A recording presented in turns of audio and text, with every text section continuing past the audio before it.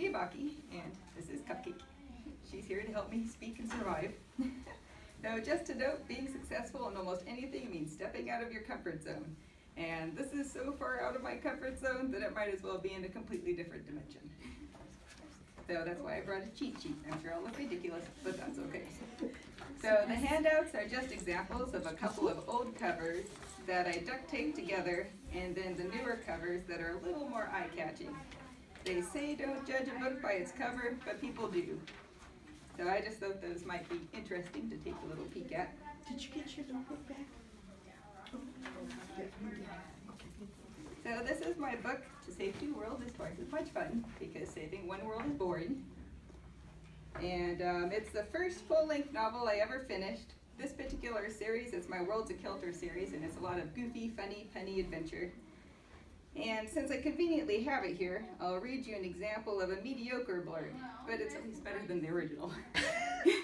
Yeah, the original was just terrible. So anyway, one of those annoying wars of long centuries past has put Earth in danger of being crushed by a much larger world dirt.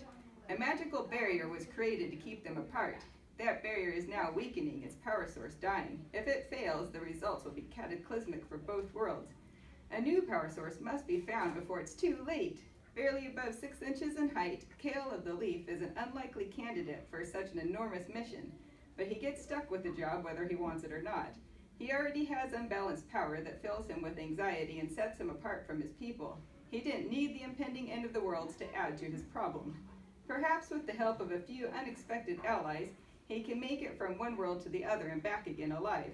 And what do cats have to do with anything? Everything. So a theme that goes through all of my books is cats are attracted to magic, or where there's magic, there are cats. And along those lines, they're attracted to magical people, and that's why cats like me. So, you know, being a crazy cat lady, not a bad thing. So I was going to tell you about my writing journey and process and some things that have helped me along the way and pretend like I know stuff. So pretty much I've always wanted to write, you know, since the day I was born. And here and there I wrote a short story or two, and I maybe finished them, I don't really remember, but they were really crummy. But with the bigger projects, I get this grand idea, and I'd start working on it, and then I'd fizzle out on it. You know, I'd stop because I felt like the story was going to be stupid, or it's not worth continuing. I just lose motivation, my inspiration walked off, you know, whatever excuses I had. So in March 2012, I prayed for inspiration, and 2 weeks later, on April 4th, I was on a long drive home from visiting family. And during the drive, the story just kind of downloaded into my brain from the heavens. Hooray! Inspiration! So as soon as I got home, I wrote a one-page, kind of very general outline, and then I started writing the book the next day. And things were perfect after that, and I never had any trouble with writing ever again. Yeah, things were not magically perfect after that, because writing still takes effort, and this book almost didn't happen like all the other failed projects, because the inspiration dwindled, and it felt like work, and it wasn't really fun anymore. My muse wasn't talking to me, and I was just swamped in doubts and anxiety about how it would turn out. You know, would it be any good? Would anyone want to bother reading it? And I stopped writing for about 2 months. But then I had an epiphany. If I don't work on my book, it's never going to get finished. Yeah, weird. So I determined that I was going to finish it no matter what. I shoved my mind-numbing doubts aside and I pushed through. I started getting up an hour earlier so I had time to write in the morning. I made it routine because I work best with routines. Even Guild Wars 2 has its own little block of time. And it's still routine to this day. I get up, I make coffee, and I sit on the couch with the cats to write. And I go through the same argument with myself every single morning. I don't feel like it. I don't want to. I don't want to write today.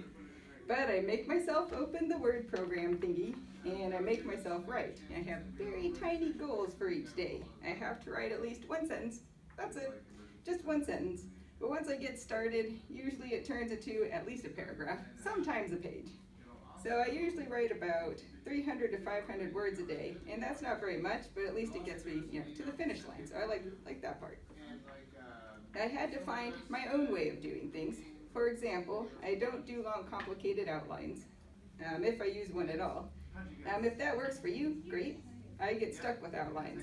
I attended a writer's conference 1.5 years ago where they said that we needed to make a detailed outline and character profiles, and we had to have a world all figured out and all the rules and the laws and everything, and I tried that. It just didn't work. I couldn't find my way through the story doing it that way. So now I write by the seat of my pants, so to speak. And I just come up with this vague idea, and then I write the rough draft based off of that. The story kind of just figures itself out as I go. And that's actually the hardest part for me, is that first rough draft. It's essentially a very long, detailed outline in manner of speaking, but that's the kind I can do. I do take notes while I'm writing. I have a separate file where I jot down hair color, build, eye color, personality quirks, and whatnot, just kind of as I come across them in the story, so I can keep track of who looks like what if I need to reference it, especially for like side characters and stuff. If I can't think of a character name or a city name or something, I will just call it whatever or whoever. You know, I don't let those little details hold me back from getting that first draft done. I can figure that stuff out later. Yeah, same with descriptions and especially conversations. I don't feel like I'm very good at dialogue, but I still don't let that hold me back. When I first write a conversation in my book, sometimes they're just kind of a placeholder conversation. It indicates they talk about this thing here, and then later I'll improve the dialogue as well as I can anyway. I don't go back and make changes during the first draft. For example, the book I'm currently working on, it's called Magic is to Fly, and my character was worrying about something. About 2 pages later, I realized that she wouldn't be so worried about that thing. So I wrote myself a little note to change that, but I didn't go back and change it. You know, that's for later when I go through the story again. If I do feel just absolutely stuck, I'll skip to a scene that I know is going to happen later, and then I'll fill in the spaces in between. For me, writer's block doesn't exist. It just does not get to have a say in my universe. I do miss a morning here and there, but not very often, and not just because I don't feel like it. I don't get to let me have that excuse. So I'm pretty consistent writing every single morning. I think that's the important part, is just to be consistent and stick with it, and that brings me to self-discipline. Self-discipline and perseverance are almost more important than inspiration. You know, inspiration gets me started, and it plays a part in the process, but the other two are what keep me going and actually get me to the published book part. Another one of my strategies is that I don't start another book until I finish the one I'm working on. I get ideas that float around in my head, and they all want to be written right away, but I make them wait. The only exceptions are a slight pause in a novel to write a short story for anthology entries, because those have deadlines. I hate deadlines, though. I'm like really allergic to deadlines. Now, I started writing this beautiful book in April 2012, and then I published it in 2014. Since then, I've published about 2 books a year-ish. So let's see, when I finished this book, there we go. Like many hopeful and beginning authors, I thought that when I sent the idea to an agent or a publisher, and unlike every other author just starting out, they'd see my idea and they'd think it was genius, and they'd immediately snatch it up and publish it. Well, I wish. Let's see, so far I actually haven't bothered to collect very many rejection letters. I got tired of that really fast. So I asked a friend in the publishing industry for advice, and he said that self-publishing was actually a really good way to go. I dragged my feet in self-publishing for a couple of reasons. You know, one was, well, anyone can self-publish, so there's nothing special about indie books. You know, there's no one to make sure they're good quality, and I just didn't want to be one of those people. Now I am one of those people. I also didn't really want to go that route because it meant I'd have to do my own I had to do my own marketing. There we go.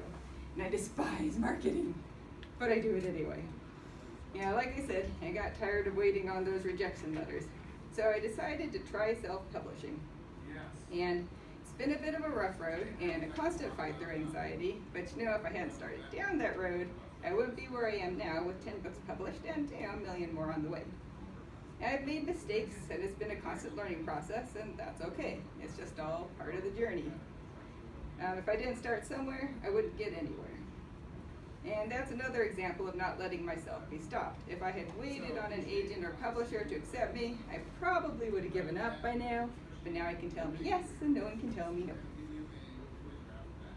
Let's see, with this book I had 13 proofreaders, and that was one of my learning experiences, was that was just way too many for me to handle. So now I have 2 awesome proofreaders, and that's a good number. They give me honest and helpful feedback, which I really, really appreciate. I also have an amazing cover designer now, as opposed to when I first started and was pretty much just kind of duct taping book covers together. So I do the best I can to make my books as high quality as possible with the resources I have. So a big thing that has helped me is that I found a couple of really good writers groups to be in. So you don't want the ones that just spam book sales. They aren't helpful, they don't do you any good, they don't get you sales, and they're pretty useless.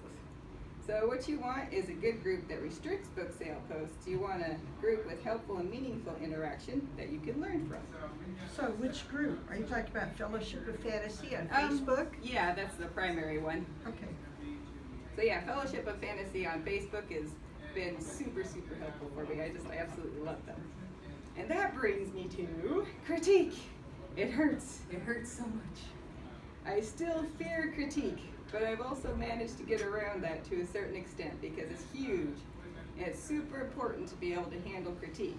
Now you are the ultimate decision maker when it comes to your writing, so hear the critique, consider it, try not to feel threatened by it, and then decide, what you want to change or not. My knee-jerk reaction is to be a little defensive, and I don't even understand why, because I know my writing desperately needs help.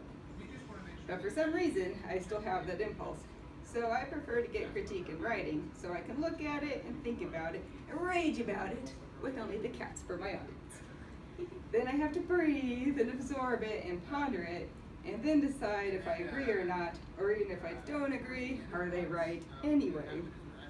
Because if the reader isn't understanding something, usually that means I didn't make it clear enough. Because my brain likes to fill in all the gaps, and it has all that inside understanding of everything. Readers are usually book readers, not mind readers. Darn it. So anyway, critique is very helpful, even though it's terrifying and frustrating, and my writing has improved immensely because of it. So another thing I do to improve my writing is read. I prefer to read stuff in the fantasy genre, and I write in that, so it works out all right. But occasionally, I'll read other stuff too. So anyway, I feel like any reading I do is kind of a good learning opportunity, but I don't actively think about learning from it. I just kind of hope that some of it will stick overall. Earlier in my not so long yet writing career, it was kind of painful to read a really good book because I'd be thinking, man, they're so much better than I am. I just need to sleep with this book under my pillow so that I can just absorb their epic skills by osmosis. But I read anyway, and somewhere along the way I stopped feeling intimidated. So you will read stuff that you will perceive as being better than your writing, so what? Write anyway. And again, if you don't start somewhere, you aren't going to go anywhere. So finally, we get to the summary part. Oh my gosh, no. So to sum up, perseverance and self-discipline are very important to finishing your novel. Don't be afraid to make mistakes. It's a learning process, like Leela was saying with her published books and everything, I went through a lot of the same stuff with that. So pretty much from beginning to end, or there is no end, and you'll get better as you go, especially if you handle critique well.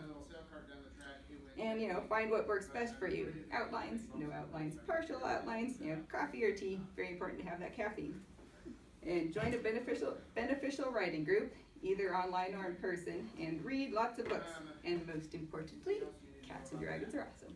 Ta-da!